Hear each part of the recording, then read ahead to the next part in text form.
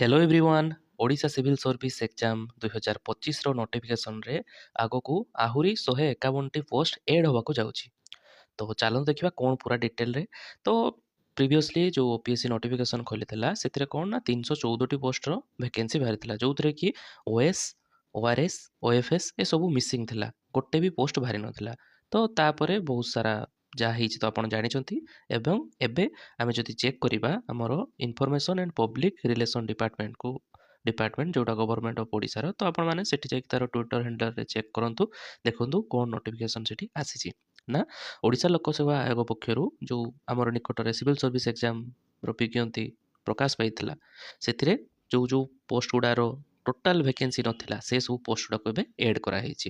ଯେମିତି 14ଟି OS post, ଆଉ ORS post ହେଉଛି 113ଟି, ଓଟିଏସ୍ ପୋଷ୍ଟ ହେଉଛି 16ଟି ଏବଂ ଓଡବ୍ଲ୍ୟୁଏସ୍ ପୋଷ୍ଟ ହେଉଛି 8ଟି। ତ ଟୋଟାଲ୍ 151ଟି।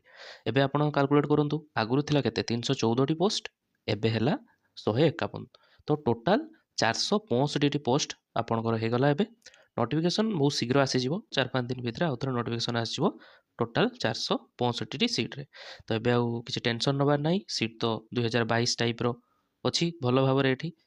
ତ ଏବେ ଆପଣ ପଢ଼ା ଉପରେ ଫୋକସ୍ କରନ୍ତୁ।